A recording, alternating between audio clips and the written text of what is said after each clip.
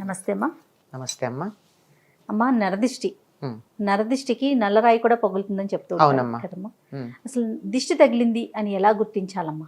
మామూలుగా అయినట్టయితే చిన్నపిల్లల విషయంలో వాళ్ళు పిచ్చిగా ఏడుస్తూ ఉంటారు, పెంకిగా ఏడుస్తారు.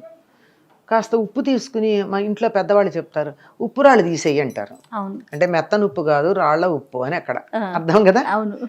ఉప్పురాయి తీసేయి అంటే వాళ్ళ చుట్టూతా ఇట్లా 3 సార్లు తిప్పి తీసి పడేసామంటే నీళ్ళల్లో పిల్లలు ఊరుకున్నారు. అయిపోయిందా?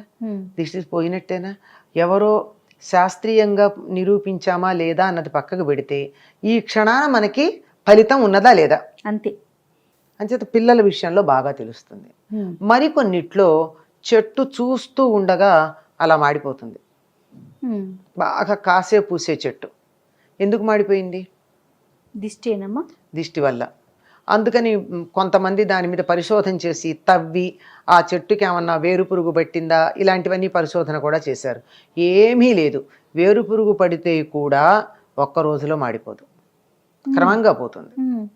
ఇది దిష్టి తగిలితే ఒక్క రోజులో మాడిపోతుంది. ఒక్క రోజులో ఇవాళ చూస్తే బాగుంది, నిన్న బాగుంది, ఇవాళకి ఏమిటో ఒడిలినట్టు అయింది, రేపటికి పూర్తిగా ప్రాణం లేనట్టు అయిపోతుంది. మహా అయితే 2-3 రోజులు అట్లా. అప్పటిదాకా బాగా పాలిస్తున్నటువంటి ఆవు గేదె మర్నాటి నుంచి అసలు ఒక చుక్క పాలివ్వవు, దగ్గరికి రానియవు, ఆఖరికి దాని దూడకు కూడా పాలివ్వవు. అట్లా అయిందంటే దిష్టి అని అనుమానం వస్తుంది. అలాగే ఇంటి ముందు కట్టినటువంటి గుమ్మడికాయ హఠాత్తుగా కుళ్ళిపోతుంది. సాధారణంగా ఏం జరగాలి? అది ఎండిపోవాలి, ఎండి ఒడిలిపోతాయి. అట్లాంటిది నిన్నటిదాకా బాగానే ఉండి ఎందుకు క్రమంగా చెడిపోయిందా అనడానికి, చెడిపోతుంటే వాసన వస్తుంది. అవును అవును, వాసన వచ్చిందో లేదో తెలియదు, వాసన కూడా రాదు, హఠాత్తుగా కుళ్ళిపోయి దాని నుంచి పడిపోతుంది. ఇట్లాంటివన్నీ చూస్తే ఇది దృష్టి దోషమని అంటూ ఉంటారమ్మా. కంటికి కూడా ఒక శక్తి ఉంటుంది కదా, చూపుకు కూడా ఒక శక్తి ఉంటుంది. ఉంటుందనే కదా మనం నీ చల్లని చూపు ప్రసరింపజేయి, కరుణామృత దృష్టి చూడు, దయ తలుచు అని ఇలాంటి పదాలు వాడుతూ ఉంటారు. ఇది మన తెలుగు వాళ్లే కాదండి, అన్ని భాషల వాళ్ళు వాడతారు, పాశ్చాత్య దేశాల్లో కూడా వాడతారు. ఆ చల్లని చూపులు అనేది చక్కగా మమ్మల్ని బాగా వాళ్ళకి చల్లని కాదనుకోండి, వాళ్ళకి వామ్ కావాలి అంచేత సందర్భాన్ని బట్టి ఆ చూపు అన్నది లుక్ అంటారు వాళ్ళు, pay A look, something like that అలా వాడతారు. ఆ విధంగా చూపుకి అంతటి శక్తి ఉంటుంది అని మనకి అందరూ చెప్పేటటువంటి మాటే. కనుక 10 మంది ఒక దాన్ని చూసి అసూయ పడితే, అసూయతో గనక చూసినట్టయితే, అసూయ కన్నా కూడా ఈర్ష్యతో గనక చూసినట్టయితే అది ప్రతికూల ప్రభావం కలుగుతుంది. అందువల్ల వాళ్ళకి ఏదో ఒక హాని కలగడం జరుగుతూ ఉంటుంది. అందుకే ఈ మధ్యకాలంలో చెప్తున్నారు, పిల్లలు చాలా బాగున్న వాళ్ళు కాస్త హఠాత్తుగా వ్యాధికి లోనయ్యి చిక్కిపోయి చనిపోవడాలు లాంటివి కాదు కానీ చిక్కిపోవడం, ఏడుస్తూ ఉండడం, నవ్వుతున్నవాడు మళ్ళీ ఏడుపు మొహంగా ఉండి ఇట్లా జరుగుతోంది. ఏమిటి అంటే దానికి ఒకళ్ళు చెప్పారు, మీ పిల్లల ఫోటోలు స్టేటస్లోను ఫేస్బుక్లో సోషల్ మీడియాలో పెడితే అంత బాగుందో అని 10 మంది అనేటప్పటికీ అయ్యో నా కొడుకు ఇలా లేడే అని అసూయతో కానీ ఈర్ష్యతో కానీ కొంతమంది చూశారు అంటే దానివల్ల జరిగి ఉండొచ్చు అని చెప్తున్నారు. అది వాస్తవం ఎంతో మనకి తెలియదు, కానీ చెప్పడం మాత్రం నిజం. అది నిజం అవునో కాదో కానీ 10 మందిలోకి వెళ్ళి ప్రదర్శన చేసుకున్న తర్వాత మాత్రం వాళ్ళకి ఇబ్బంది కలగడం అన్నది ప్రత్యక్షంగా మనం చూస్తూనే ఉన్నాం. దాన్ని నరదిష్టి, నరఘోష ఇట్లాంటి పదాలతో మనం వాడుతూ ఉన్నాం దాన్ని. ఇది పోవాలంటే ఏం చేయాలమ్మా? ఒకటి ఉప్పుతో తీయటం అన్నారు, అది పిల్లల వరకు, పెద్దవారికి కూడా అంతే. పెద్దవాళ్ళకు కూడా అంతేనమ్మా. మామూలు వ్యక్తులకు అయినట్టయితే అంతే. ఈ మధ్య కాలంలో చాలా మంది ఏం చేస్తున్నారంటే ఈ ఉప్పు తీసి, రాళ్ల ఉప్పు, సముద్రం నుంచి వచ్చినటువంటి ఉప్పు, ఆ ఉప్పుని తీసి ఇంట్లో నలుగురు వచ్చేటటువంటి చోట పెడుతూ ఉంటారు. దానివల్ల దృష్టి దోషం పోతుంది. ఉప్పుకి నెగటివిటీని ఆకర్షించే లక్షణం ఉంది. అవును, అందుకే పూర్వకాలం ఏమనేవాళ్ళు అంటే, ఉప్పు జాడీలే ఉండేవిగా రోజుల్లో, ఉప్పు జాడీ మీద మూత తీస్తే విషం అవుతుంది అనేవాళ్ళు. విషం మాట ఏమో కానీ నెగిటివిటీని ఆకర్షిస్తుంది కనుక ఎప్పుడు కూడా ఉప్పు మీద మూత తీసించకూడదు. ఉప్పు ఓపెన్గా ఉంది అంటే మనం దాన్ని తినకూడదు, పడేసేయాలంతే. అది అందువల్ల ఉప్పు పెడుతూ ఉన్నారు. ఆ పెట్టినటువంటి దానిని తీసుకెళ్ళి ఫ్లష్ చెయ్యాలే తప్ప బయటపడేయటం కానీ అట్లా చేయకూడదు. ఎందుకంటే ఆ నెగిటివిటీ ఇంకోళ్ళకి ఇచ్చిన పాపం మనకి రాదా? అదే ఖచ్చితంగా వస్తుంది. అందువల్ల వీలైనంత వరకు అట్లా చేస్తూ ఉంటారు. ఈ మధ్య కాలంలో చాలా మంది కాలికి ఏదో నల్లతాడు చుట్టుకోవటం, అవును, నల్లదారాలు కట్టుకోవడం చేస్తున్నారు. పూర్వం అయితే దిష్టి చుక్క పెట్టుకునేవారు, అది కూడా బ్యూటీ స్పాట్ అవడని. పూర్వకాలం సినిమాలు చూడండి, అందరికీ ఒక బ్యూటీ స్పాట్ ఉంటూ ఉండేది.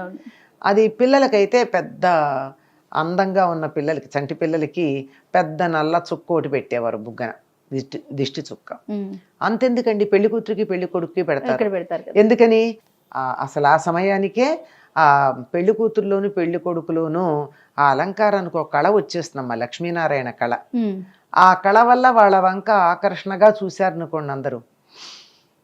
ఎవరో ఒకళ్ళకి కొంచెం చెడ్డ ఆలోచన ఉండదా, నా కూతురికి ఇంకా పెళ్లి కావదర్లేదు, నా కొడుకు ఏమిటో ఎప్పటికీ చూస్తానో ఇట్లా అనేటటువంటి ఆలోచన తనకి లేదు అనుకోవడం పర్వాలేదు, కానీ వీళ్ళకి వచ్చేసింది అని ఈర్ష్యపడతారే, ఆ ఈర్ష్య దృష్టితో గనక చూసినట్టయితే తప్పనిసరిగా వాళ్ళకి కొంచెం దోషం వస్తుంది.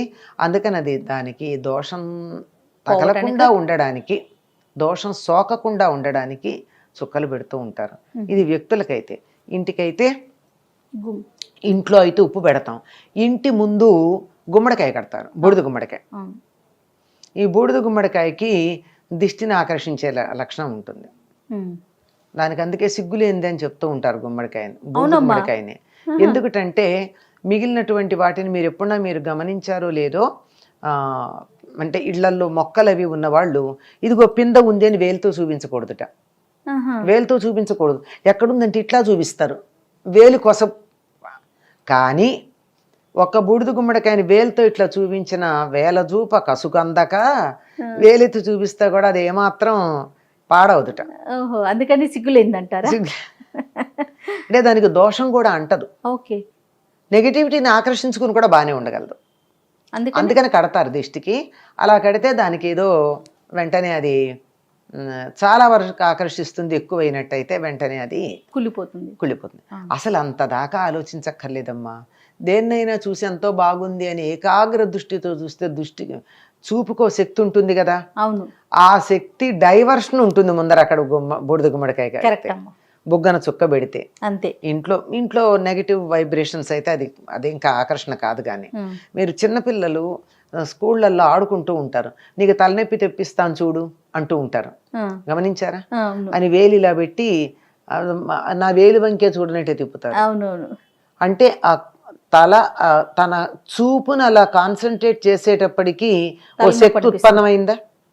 అయిందా? అవునమ్మా. మరి అట్లాంటిది తీక్ష్ణంగా జయ చాలా బాగుంది, వాళ్ళ చంటి పిల్లలాగా ఉంది, 10 ఏళ్ల వయసు తగ్గినట్టుంది, ఎంత అందంగా ఉందో అని నేను ఇలా తీక్ష్ణంగా చూస్తే కంటి రెప్ప వేయకుండా నీకేదన్నా హాని కలిగే అవకాశం లేదంటారా? అందులో దురుద్దేశంతో ఉంటే ఉంటుందా, ఉండదా? అంతే. అంత సింపుల్ అమ్మా నరదిష్టి తగలడం అన్నది. తగులుతుంది, అందులో అనుమానం ఏం లేదు. అందువల్ల దాని నుంచి తప్పించుకోవడానికి మంచి మార్గాలు ఉన్నాయి. మొట్టమొదట మనకున్నటువంటి ఏదైతే మనకి విలువైందుందో దాన్ని 10 మందిలో ఆడంబరంగా ప్రదర్శించకుండా ఉండండి.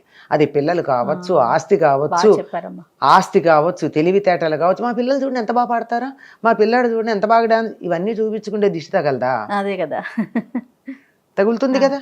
ఆడంబరం పనికిరాదు. ఆడంబరం లేకుండా ఉన్నట్టయితే సగం దిష్టి తగలదమ్మా. తగిలిన తర్వాత పోవాలంటే ఇటువంటి మార్గాలు ఉన్నాయి. అమ్మ, ఎన్ని రోజులకు ఒకసారి ఉప్పు తీయొచ్చమ్మా పిల్లలకైతే? ఎన్ని రోజులకే ఉందమ్మా, ఎప్పుడన్నా వాళ్ళకి దిష్టి తగిలితే రోజు ఎందుకు తగులుతుంది? అంతే. రోజు తగలడానికి రోజు ఏమన్నా మీరు ఎగ్జిబిషన్కి తీసుకెళ్తున్నారా? వాళ్ళని ఎగ్జిబిట్ చేస్తున్నారా అందరికీ? లేదు కదా. ఎవరన్నా మనకి కొంచెం అందులో పర్టిక్యులర్గా కొంతమందిని అంటే వీళ్ళ దిష్టి చూపు అని చెప్పేస్తారండి. వాళ్ళు ఎవరింటికి వెళ్తే వాళ్ళంతే నాశనం. వాళ్ళు గట్టికి ఇది బాగుందని అన్నారంటే వాళ్ళు నాశనం అవుతారు. కొద్దిమంది, అందరూ కాదు సుమా. అట్లాంటి వాళ్ళకి ఎలాగో తెలుస్తుంది పాపం. అటువంటి వాళ్ళు వచ్చినా 10 మంది దగ్గరికి వెళ్ళినా పిల్లలకి దిష్టి తగిలింది అనేటటువంటి సందేహం మనకు వచ్చినా, ఉమ్. 10 మంది చూపు పడే ఒక కార్యక్రమంలో పాల్గొన్నా దిష్టి తీస్తారు. ఇది ఎర్ర నీళ్లతో తీస్తారు, ఉప్పుతో తీస్తారు, కొబ్బరికాయ మీద కర్పూరం పెట్టి తీస్తారు. ఇలా రకరకాల పద్ధతులు ఉన్నాయి. ఎండుమిర్చితో తీస్తారు. ఎండుమిరపకాయలతో తీస్తారు. ఓకే. గమ్మత్తు ఏంటంటే ఎండుమిరపకాయలు తీసి భగభగా మండుతున్నటువంటి నిప్పుల్లో వేస్తే గొట్టు రాదు. అవును. మరి ఏమిటది రాకుండా ఎట్లా ఉంది? అవును. ఇవన్నీ నిదర్శనాలే. నూనె గుడ్డతో కూడా ఆ నూనె గుడ్డతో తీసి వెలిగిస్తారు. వెలిగిస్తే దాని నుంచి నీళ్ళ చుక్కలు వస్తాయి. అవును. అవును. నూనె చుక్కల బదులు నూనె గుడ్డతో తీసి వెలిగిస్తే నీళ్ళ చుక్కలు టపటపా కింద పడతాయి. మరి అంటే దిష్టి ఉందని అర్థం. ఓకే.